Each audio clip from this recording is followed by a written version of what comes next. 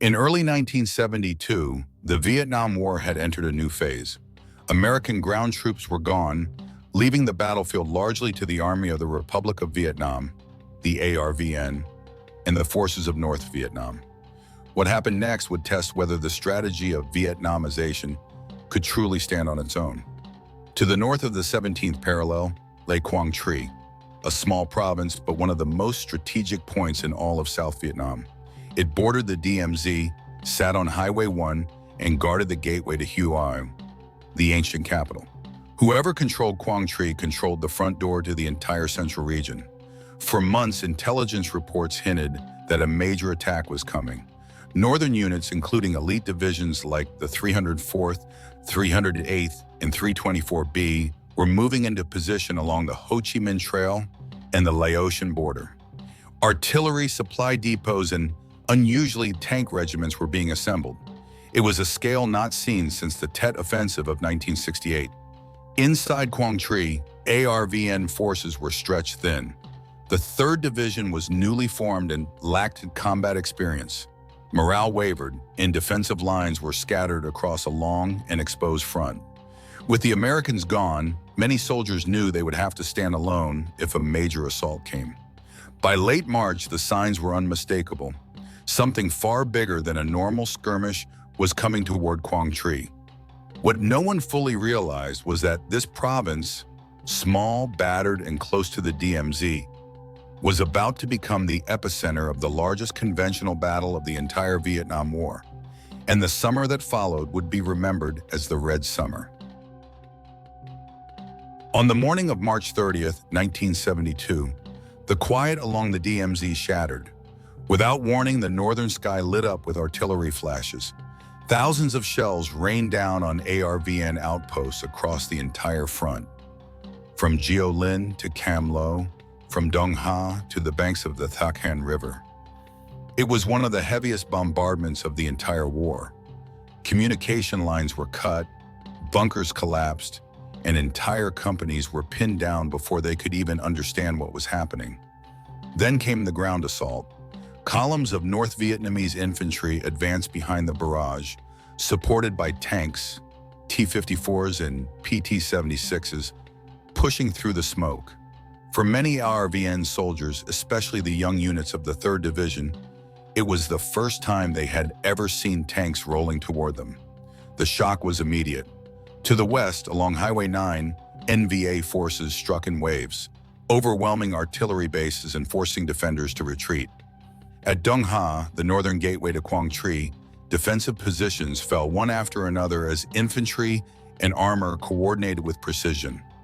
ARVN's lines were stretched too thin. Units were isolated, overwhelmed, or forced to withdraw under pressure. Command posts struggled to keep control as the battlefield shifted by the hour. What began as an artillery strike was now a full-scale conventional invasion, the kind of operation many believed North Vietnam could no longer mount. By the end of the first day, it was clear. Quang Tri was facing a massive offensive on a scale not seen since 1968. And ARVN, now largely on its own, was being pushed back faster than anyone expected. The battle for Quang Tri had officially begun, and the province was already slipping into chaos. As the first week of fighting unfolded, the situation in Quang Tri deteriorated with alarming speed. ARVN's 3rd Division, young, newly formed, and lacking battlefield experience, was thrown into the center of one of the largest offensives of the war. Under relentless artillery and armored assaults, the division struggled to hold positions along Dong Ha and I Tu. Entire battalions were forced into chaotic withdrawals. Commanders reported that some units were holding the line 1 hour and disappearing the next. At Dong Ha, one of the most symbolic defensive points, North Vietnamese tanks pushed deeper toward the town.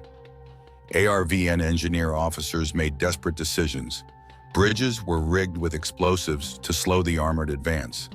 In one dramatic moment, an ARVN officer blew up the Dong Ha bridge while tanks were attempting to cross, sacrificing the structure to prevent an immediate breakthrough. But even with acts of bravery, the momentum was slipping away. By mid-April, the defensive perimeter shrank rapidly. The headquarters at I Tu, once considered a solid fallback point, came under intense pressure. ARVN artillery positions were silenced one by one. Supplies ran low, reinforcements were limited, and morale, already shaken, began to falter. Civilian families streamed southward along Highway 1, joining columns of retreating soldiers. For many, the line between battleground and home had vanished. The province was turning into a landscape of smoke, shattered towns, and broken roads. On April 30th, after a month of fierce resistance, Quang Tri city could no longer be defended. ARVN forces received the order to withdraw across the Thak Han River and regroup along the Mi Chan defensive line, the last natural barrier before Hue. The fall of Quang Tri was not just a territorial loss, it was a psychological shock. For the first time since the early years of the war, a provincial capital in South Vietnam had been captured by a conventional northern offensive. And both sides knew that what happened next would decide not only the future of the province, but the direction of the entire conflict.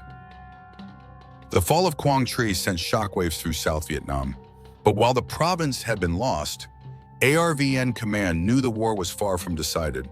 A new objective emerged: retake Quang Tri before the political consequences became irreversible. By early June 1972, the counteroffensive, codenamed Lam Son 72, was launched. This time, the ARVN committed its most experienced units, the Marine Division and the Elite Airborne Division. Unlike the young 3rd Division that faced the initial assault, these were hardened troops, veterans of years of difficult campaigns. Their mission was clear but daunting: advance north, cross the Thak Han River, and recapture the provincial capital. Above them, the sky thundered with American firepower. Although U.S. ground troops were gone, American air support re-entered the conflict at full force. B-52 bombers carpeted suspected enemy positions. Navy warships off the coast fired massive shells inland. Jet fighters flew strike after strike, clearing routes for the ARVN advance. But despite overwhelming firepower, the northern defenses were far from broken. The North Vietnamese had fortified every hill, village, and trench leading into the city. Machine gun nests were dug deep, anti-aircraft units covered key positions, and supply routes along the western approaches were constantly reinforced through the Ho Chi Minh Trail. The Marines and Airborne advanced slowly, sometimes measuring progress in meters, not kilometers. Every day brought intense firefights. Positions won in the morning were often shelled relentlessly by afternoon. For many soldiers, the advance felt like pushing through a wall of fire and steel. By late July, ARVN forces reached the southern outskirts of Quang Tri city. The ancient Citadel, still held by North Vietnamese troops, loomed ahead like a symbol of the entire campaign. Every step closer meant heavier resistance, thicker smoke, and rising casualties. Lam Son 72 had achieved what many thought impossible: forcing the front line back toward Quang Tri. But now, the hardest part of the battle lay directly ahead, a fortress no larger than a few football fields, yet defended with the determination of an entire army. The stage was set for the 81-day struggle of the Citadel, the most brutal chapter of the Red Summer. By August 1972, the battle had narrowed to a single brutal focal point: the Quang Tri Citadel, a square of ancient stone walls no more than 300 meters across. What it lacked in size, it made up for in symbolism. For North Vietnamese forces, it was the proof that a conventional advance could hold firm against an ARVN counteroffensive. For the Marines and Airborne of South Vietnam, it became a matter of honor, a final stand to reclaim a fallen provincial capital. The fight soon turned into one of the most intense urban battles of the entire Vietnam War. ARVN units advanced block by block, often crawling through rubble under constant artillery fire. The Citadel's walls were pounded day and night by American airstrikes, naval guns, and ARVN artillery, so relentlessly that soldiers described the ground as shaking like an earthquake. Yet despite this overwhelming firepower, the North Vietnamese defenders held on, moving through trenches, tunnels, and shattered buildings. Inside the Citadel, distances were measured in meters. Every courtyard, every corner of a crumbling wall became a deadly arena. Machine gun nests shifted positions constantly. Grenades were exchanged over collapsed rooftops. Fighting was often so close that soldiers reported hearing the breath of the enemy.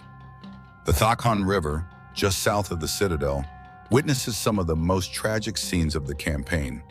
Units attempting to reinforce positions swam across under artillery fire carrying ammunition above their heads. Many never reached the other side. The river became a silent witness to the cost of the struggle. As days turned into weeks and weeks into months, exhaustion set in for both sides. Supplies dwindled. Positions changed hands again and again. But neither side gave up. Not because of the stone walls themselves, but because of what the Citadel represented. On September 16, 1972, after 81 days of relentless combat, ARVN Marines finally raised their flag over the ruins of the Citadel. The structure had not been captured in the traditional sense. It had simply been fought over until nothing recognizable remained. But the defenders of the North had not been defeated in spirit either. They withdrew only after inflicting heavy losses and proving that they could hold ground under massive firepower. For both sides, the Citadel became a symbol of sacrifice, determination, and the staggering human cost of the war. The Red Summer had reached its climax, a chapter written not in strategy alone, but in blood, smoke, and the endurance of young soldiers on all sides. When the guns fell silent in late September 1972, Quang Tri was a province divided, physically and symbolically. ARVN had succeeded in retaking the Citadel in parts of the southern districts, restoring a measure of confidence after months of retreat. For the Marines and Airborne, the raising of their flag over the ruined fortress became a powerful moment of pride and resilience. Yet the victory was far from complete. North Vietnamese forces still held the northern half of the province, including vast rural zones stretching toward the DMZ. In purely strategic terms, they retained more territory than before the offensive began. And despite suffering heavy casualties, their ability to resist massive U.S. firepower sent a clear message. Their resolve and their supply lines remained unbroken. For civilians, the outcome was far more devastating than strategic maps could ever show. Entire villages were destroyed. Families were separated by shifting front lines. The landscape of Quang Tri, already scarred by years of conflict, had been turned into a wasteland of ruins, craters, and silent fields. Politically, the battle reshaped the ongoing Paris peace talks. Hanoi entered negotiations with newfound leverage, claiming the offensive proved they could challenge the South without needing large-scale support from allies. Meanwhile, Saigon emphasized that ARVN, when reinforced by U.S. air power, could still launch effective counteroffensives and regain lost ground. But beyond politics, the Battle of Quang Tri became a symbol of something deeper. The endurance of ordinary soldiers on both sides. Young men who fought in trenches, on riverbanks, and inside shattered stone walls left behind stories of courage and loss that still echo through Vietnamese memory today. In the end, the Red Summer of 1972 did not end the war, but it marked one of its defining chapters. A moment when strategy, sacrifice, and the limits of human endurance collided on a small stretch of land between the sea and the DMZ. A reminder that in war, victories are rarely absolute, and the cost is always shared by those who stand on the front line. Thank you for respecting history. Don't forget to like, subscribe, and write the bell so you don't miss any battles.